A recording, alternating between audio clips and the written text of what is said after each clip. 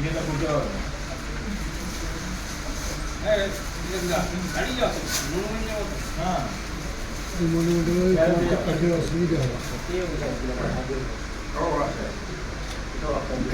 অনেক ধন্যবাদ।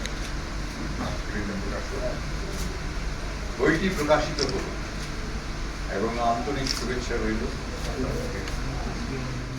বই থেকে যাবে আমাদের বাংলায় এবং বাংলাদেশে অসংখ্য পাবলিশার আছে, বই বেরোচ্ছে, আর অনেক মানুষ নিজেদের প্রচেষ্টা এখন বই বার করছেন, কারণ পাবলিশারদের হয়তো আগের মতো বিক্রি নেই, কিন্তু সেগুলো তো আছেই। আমাদের বিভিন্ন ডিস্ট্রিক্টগুলোতে বই মেলা হয় এখনো, ফলে আমার মনে হয় যে বইয়ের কোনো বিকল্প নেই, অন্তত আমার জেনারেশনের কাছে। এবং নতুন জেনারেশনের কাছে ই বুক এসছে, অনেক কিছু এসছে, কিন্তু বইটা মানে সংগ্রহ করা, বইটা রাখা, মানে আমার নিজের জীবনে হয়েছে। আমি একটা বই কিনেছি হয়তো আজকে 40 বছর আগে, খুঁজে পাইনি আমার লাইব্রেরিতে, ওটা আবার কিনেছি। ফলে মাঝে মাঝে মনে হয় যে ওই বইটা আমার হাতে আসা দরকার। অনেক মানুষ, সৌমিত্রদা আমার মনে আছে যে উনি আমার সঙ্গে শুটিং করতে গেছেন এত, কিন্তু সঙ্গে গীতাঞ্জলি থাকতো। এটা হচ্ছে মানে একটা মানুষের মনের আত্মার শান্তি, বিশেষ করে কবিতার বই একটা অত্যন্ত গুরুত্বপূর্ণ ভালোবাসা, আদরের আমাদের সঙ্গে। বই পড়ুন। তবে প্রবলেম হচ্ছে যে আমাদের দেশে আমরা এখনো মানুষকে স্বাক্ষর করতে পারিনি। কোটি কোটি মানুষ নিরক্ষর, তারা বই পড়বে কি করে? তারা কিন্তু শ্রুতিতে শোনেন, গল্প অনেক শোনে, ফলে এটা চলবে, এই শ্রুতি শুনতেই থাকে। ধন্যবাদ। যদি আমরা পাবলিশ করতে পারি, আরও বৃহৎ সংখ্যক লোকের কাছে পৌঁছাতে পারবো। আর সবচেয়ে বড় কথা, গৌতমবাবু আজকে ব্যস্ত ছিলেন, আমি হৃদয় থেকে ওনার কাছে কৃতজ্ঞ, আমার ধন্যবাদ জানাই। ওনার ব্যস্ত সময় থেকে উনি আমাকে সময় দিয়েছেন, এটা আমার কাছে পরম প্রাপ্তি। আপনার বইটা সম্পর্কে 30টি কবিতা, 30টি স্বাদের কবিতা এবং বিভিন্ন বিষয় তাতে রয়েছে, এবং ম্যাক্সিমামই স্যাটারিক্যাল।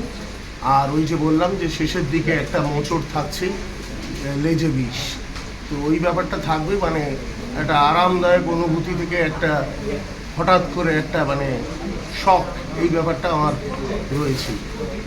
ছিল বিশিষ্ট সাহিত্যিক কাস্টমার আসছেন, কলকাতায় এসেছেন বহু বছর পরে। আপনার সাহিত্যিকদের একটা রিয়াকশন, গৌতমবাবু একটা reaction, how do you feel about it? সাহিত্যর ফিরে আসা সাহিত্যিকের হাত ধরে এটা অবশ্যই একটা পরম প্রাপ্তি, একজন সাহিত্যিক হিসেবে বলতে পারি। এতে আমি কোনো রাজনীতির রং চড়াবো না, বাকিটা আমার থেকে ভালো গৌতমবাবু বলে। আমি খুবই আনন্দিত তাসলিমা আসছে, আমার বহু দীর্ঘদিনের পরিচিত লেখিকা শুধু নয়, অনেকদিন দেখা হয় না। একসময় আমরা অনেক সময় কাটিয়েছি আমেরিকাতে একসাথে, বিভিন্ন জায়গায়। আর আমার পদ্মানদীর মাঝি একটা শর্ট রিভিউ লিখেছিল একটা বাংলাদেশের অনেক স্মৃতি, এবং আমি ভীষণ আনন্দিত। কলকাতায় আসছে, অনুষ্ঠান করছে, খুবই আনন্দিত। যে বহু বছর ধরে নারীরা লাঞ্ছিত আমাদের এই পুরুষতান্ত্রিক সমাজে, শুধু কি আইনের মাধ্যমে একমাত্র এই ধরনের লাঞ্ছনা বা অত্যাচারকে সরাতে যেতে পারে, নাকি অন্য কোনো পদ্ধতি আছে, অন্য কোনো প্রসার বা অন্য কোনো পদ্ধতির মাধ্যমে এই লাঞ্ছনা বা বঞ্চনা থেকে সরানো যেতে পারে পুরুষদের মনন থেকে বা মানসিকতা থেকে? আমার মনে হয় প্রতিটা মানুষের ভাবনা চিন্তা করার প্রয়োজন, কারণ নারী তো আমাদেরকে ঘিরে রয়েছে। সেইটা যদি আমরা ভাবি, আমার মায়ের কথা ভাবি, আমার বোনের কথা ভাবি, আমার স্ত্রীর কথা ভাবি, এইগুলো যদি আমি ভাবি, তাহলে এই ধরনের মানে যে অত্যাচার এবং ইত্যাদি, এগুলোকে কোনো মতেই সমর্থন করা যায় না। এবং শিক্ষার দরকার। শিক্ষা মানে শুধু ডিগ্রি নয়, শিক্ষা মানে তার ভাবনা চিন্তারও পরিবর্তন দরকার। আমার মনে হয় আমরা প্রত্যেকটি মানুষই তাতে কিছু না কিছুভাবে কন্ট্রিবিউশন করতে পারি। একমাত্র শিক্ষার মাধ্যমেই এই সমাজকে পাল্টানো সম্ভব। শিক্ষার মাধ্যমে। আমি নারী এই কথাটা হঠাৎ মাথায় এলো? আমি একটা আলাদা প্রসঙ্গ, যদি আপনি টাইটেলটা ভালো করে দেখেন, নারীর রংটা আলাদা, কিন্তু নারীটাকে আমি হাইলাইট করেছি আমি অন্যান্য প্রসঙ্গের মধ্যে, এবং অনেকটা ব্রডভাবে, অর্থাৎ এটা বোঝাই যাচ্ছে যে নারী এখানে একটা প্রধান চরিত্র হিসেবে জায়গা পেয়েছে।